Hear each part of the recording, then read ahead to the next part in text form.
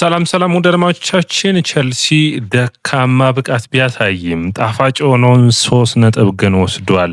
እንዲሁም ሊያም ሮዝነሪ በመጀመሪያ እንግሊዝ ፕሪሚየር ሊግ ጨዋታቸው ከጨዋታው መጠናቀቅ በኋላ እንዳስተያየት ሰጡ። በምንም አይነት መንገድ ቢሆን ይህንን 3 ነጥብ ማሸነፋችን አስፈላጊ ነበር የሚል ነው።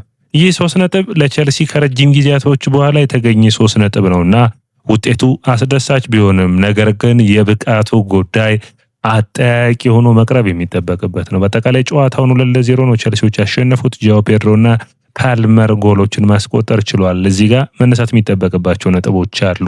ሳንቼዝ የአርሰናሉን ጨዋታ ላይ የፈጠረውን ስህተት በዚህ ጨዋታ በሚገባ መካስ ችሏል።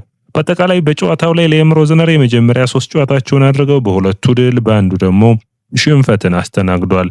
ያለፉት 3 ጨዋታዎች በተለያዩ የውድድር መስኮች ናቸው። ቀጣይ በአውሮፓ ቻምፒዮንስ ሊግ ፓፎስን የሚገጥሙ ይሆናል። ተጠባቂ ጨዋታዎች በሊያም በየ3 ቀናት ልዩነት ቡድኖችን የሚገጥም ይሆናል። ታዲያ ይህንን ተከትሎ ሊያም ወረቀቶችን በስክሪብቶ የጻፈ ታዩታላችሁ። ታክቲኩን ለማስረዳት የሚያደርገውን ጥረት ይህ የቸልሲ አለቃዎች የሰሩ ስህተት ነው ማለት የሚቻል ነው።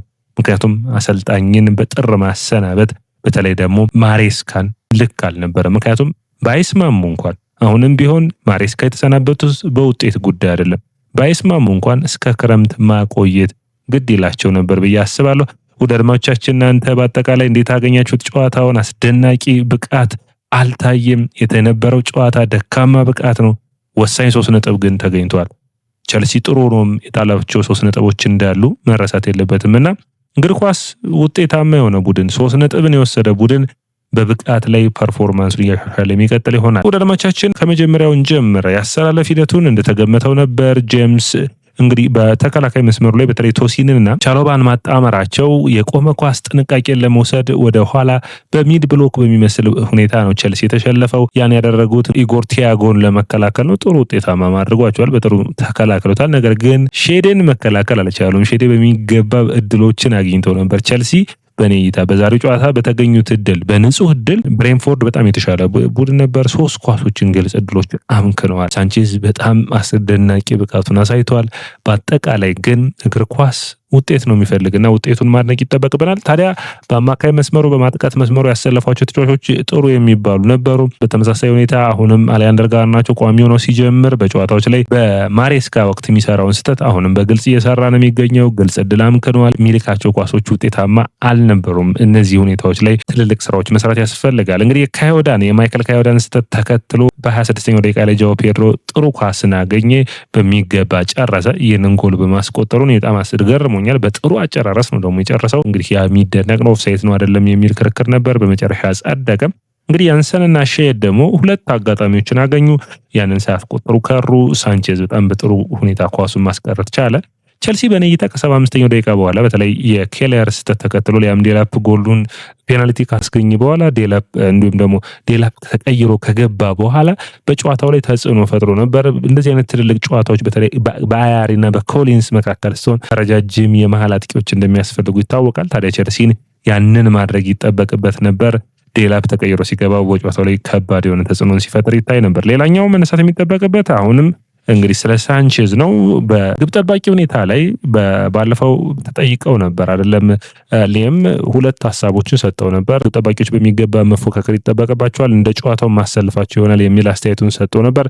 ነገር ግን በኔ እይታ በሳንቼዝ እና በፊሊፕ ሮገንሰን መካከል በጣም ከፍተኛ የሆነ ልዩነት አለ። በባለፈው ጨዋታ ስህተትን ቢሰራ ከነስህተቱ የተሻለው ግብ ጠባቂ አሁንም ቢሆን ሳንቼዝ ነው። ሳንቼዝ ቡድኑ ውስጥ ካለ በተከላካይ መስመሩ ላይ ያለው እምነት በጣም ጥሩ የሚባል ነው። ቶሲን ዛሬ ጥሩ መንቀሳቀስ ችሏል። በተለይ ቸልሲ በሃይላይን ስለማይጫወት ስፔሶች አይኖሩም። ያንን ስፔስ ለመዝጋት ሲሞክር አይታይም። ነገር ግን በ1-2 አጋጣሚዎች በሚገባ በግልጽ ታልፈው የተከላካይ መስመር ታይቶ ነበር። ፎፋናን በጨዋታው ላይ ሲያስገባው ግን ቡድኑ ወደ መረጋጋት መጥቷል። አሁን ቸልሲ አዲስ የማል ተከላካይ እየፈለገ ይገኛል። ጀርሚ ጃኬት ጉዳይ እየተጠናቀቀ ነው የሚሉ መረጃዎች እየወጡ ነው። በግል ጉዳይ ተስማምተዋል። እንግዲህ ሌላ ታዳጊ ነው ዳልማቻችን። ጀርሚ ጃኬት በጣም አስደናቂ ተከላካይ ነው። ነገር ግን ታዳጊ መሆኑ መረሳት የለበትም። 1-2 ዓመት በፕሪሚየር ሊግ ውስጥ ከሚለምድ ድረስ ጊዜ የሚወስድ ይሆናል ብዬ አስባለሁ። ሌላኛው እንግዲህ ሊያም ከተጫዋቾቹ ጋር ምን አሰበ የሚለው እንግዲህ ከኤቨርተኑ ጨዋታ በኋላ ነው ቸልሲ ድልን ማግኘት የቻለው። ያ የተለየ ትርጉም ምን የሚያመጣ ይሆናል። በ4-2-3-1 ጀምሮ በታክቲኩ ረገድ ለውጦች ሲኖሩ ወረቀቶችን ሲለቅ በተለይ ለኤንዞ ፈርናንዴዝ ነው። ኤንዞ ፈርናንዴዝ ደግሞ የጣለውን ወረቀት እንዳይነበብ በሚል ጫማዎቹ መካከል በካልሱ ሲደብቅ ይታያል። በጣም የሚገርም የታክቲኩ ሂደቱ በጣም የሚገርም ነው።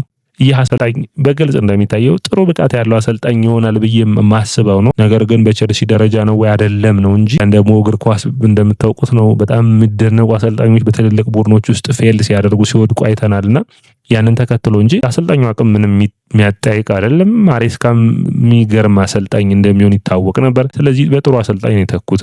ነገር ግን አሁንም የወቅቱ ጉዳይ መሆኑ መረሳት የለበትም። የቸልሲ ደጋፊዎች ተቃውሟቸውን አሰምተዋል። እንግዲህ የተጠበቀው አጓጊ የነበረው ተቃውሞ ተደርገዋል። 200 ደጋፊዎች ናቸው ተቃውሟቸውን ያሰሙት። ክለር ካፒታልና ኢግባሊን በሚገባ ሲቃወሙ ይታዩ ነበር። ቡድናችንን ልቀቁልን፣ የኛውን ቸልሲን ተውት የሚል ተቃውሞ ነው። እንግዲህ ሮማን አብራሞቪች የሚደግፉ ነበሩ። ከ2003 እስከ 2022 ድረስ በድንቅ ብቃት በእንግሊዝ ፕሪሚየር ሊግ 5 ዋንጫ የአውሮፓ ቻምፒዮንስ ሊግን ያሸነፈላቸውን ሮማን አብራሞቪችን እንዲመለስ እየጠየቁበት ነበር። ታዲያ ቸልሲ በዚህ ሁኔታ ላይ በሚገርም ሁኔታ ስለ ኤንዞ ማሬስካ ሲጨፍሩ ይታዩ ነበር ደጋፊዎቹ። ነገር ግን በጣም ያስገረመኝ ከቸልሲ ቡድን ጀርባ ደግሞ ናቸው ገብተው በሚገባ ቡድኑን ለመደገፍ ሞክረዋል። ምንም እንኳን ቸልሲ ደካማ ብቃት አሳይቶ ውጤታማ ቢሆንም ሜዳ ላይ ውስጥ ለነበሩ ደጋፊዎች ግን ትንሽ አስቸጋሪ የነበረ መሆኑ መረሳት የለበትም። ሌላኛው መነሳት የሚጠበቅበት ነጥብ በ20ኛው ደቂቃ ላይ ሮማን አብራሞቪችን የሚያስታውስ የቸልሲ ደጋፊዎች ደስታቸውን ገልጸው ሮማንን አስታውሰዋል።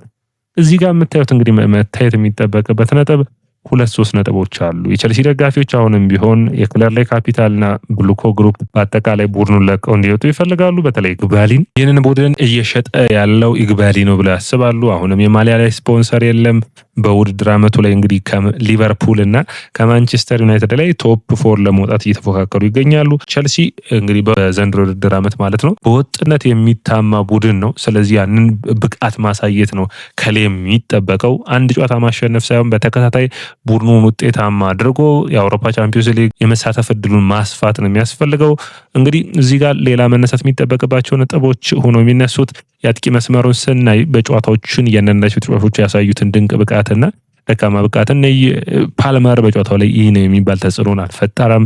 እንግዲህ ፔናልቲውን ከማስቆጠር ውጭ ፍጹም ቅጣት ምቱን ኔቶ፣ ጋርናቾ፣ ጃኦ ፔድሮ ደካማ የነበረ በአንዳንድ አጋጣሚዎችን ተጠቀሙ እንጂ ቸልሲ በጣም ፍሰት ያለው ጨዋታን ማየት አልቻልንም ነበር። ካይሴዶ ከቅጣት መልስ ጥሩ እንቅስቃሴዎች አሉ። ነገር ግን አሁንም ቢሆን የሚገባ ብልጫ ተወስዶባቸው ነበረ። ውድ አድማጮቻችን ቸልሲዎች በጣም እንግዲህ በጥሩ ማንሳት ብንፈልግም ደካማ የሆነ የጨዋታ ቁጥጥር የታየበት ነበር በቸልሲ በኩል። ነገር ግን ቸልሲ የሆነ ነገር ከጨዋታው ላይ መውሰድ ፍላጎት እንዳለው ይታይ ነበር አይደለም። ለማሳካት ጨዋታውን ለመቆጣጠር ሳይሆን ውጤት ለማምጣት የመፈለግ ሂደቱ ይታይ ነበር። ያ ደግሞ እንግዲህ በጨዋታው ላይ ወሳኝ የሆነ 3 ነጥብ እንዲያሳኩ አግዟቸዋል።